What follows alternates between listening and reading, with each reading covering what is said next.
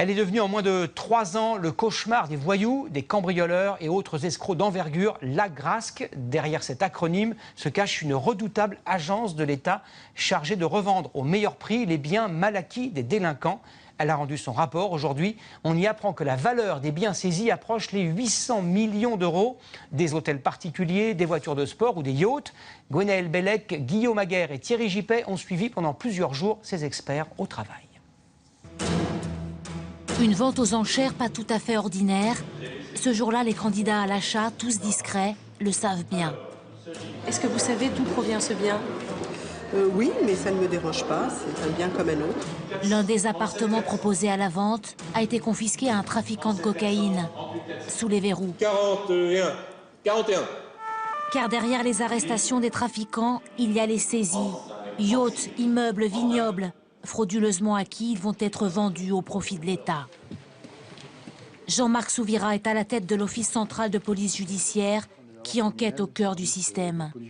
Avec des policiers, gendarmes, un inspecteur des impôts qui traque les biens qui appartiennent aux criminels.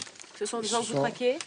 Ouais, ce sont des gens qu'on cherche et qui sont sur une affaire criminelle très importante. Une bande spécialisée dans l'extorsion de fonds. Donc on voit bien qu'il y a des dépôts d'espèces et puis des virements qui sont assez récurrents. De l'argent souvent investi dans l'immobilier. En France, un immeuble est ainsi saisi chaque jour. Jean-Marc Souvira nous emmène devant l'un d'entre eux. Donc là, il s'agit d'un immeuble qu'on a saisi sur une affaire de jeu. Des jeux clandestins. Ces saisies sont ce qu'il y a de plus redouté par les trafiquants. Les groupes criminels considèrent l'emprisonnement comme l'accessoire et la saisie de leurs biens comme la peine principale. Des saisies spectaculaires comme celle cachée dans ce parking tenu secret, pour la première fois ouvert à une caméra. Sur 4 étages, il y en a pour des dizaines de millions d'euros.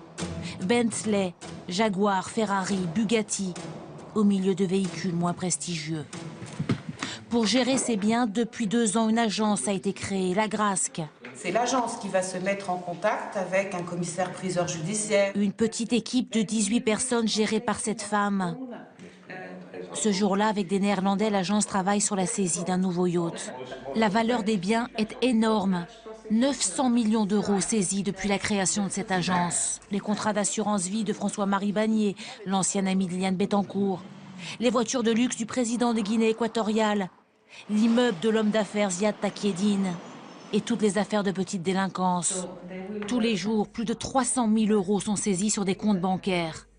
La nouveauté, les biens mobiliers peuvent être vendus sans attendre une décision de justice. Avant, cela prenait des années. Il faut avoir l'idée de vendre avant jugement chaque fois que c'est possible parce qu'on évite des frais de justice. On évite la dépréciation du bien. Au lieu de le garder pendant des mois avec une perte de valeur, on le vend le plus près de sa valeur vénale. Quitte à restituer la valeur de son bien au propriétaire si celui-ci n'est pas condamné. Retour à la salle des ventes, à Paris. Donc le bien a été adjugé moyennant le prix de 54 000 euros. C'est fait, l'appartement du dealer est vendu. Le numéro 2 de l'Agrasc est présent. Je vous refélicite pour cette acquisition. Satisfait. Parce qu'on est parti à une mise à prix de 32 000 euros. On arrive à 54 000 euros. C'est une très bonne vente. Les sommes récoltées dédommagent les victimes, financent certaines associations et financent aussi l'agence avant d'entrer dans le budget global de l'État. L'Agrasc est l'une des seules agences rentables de l'État et qui s'autofinance.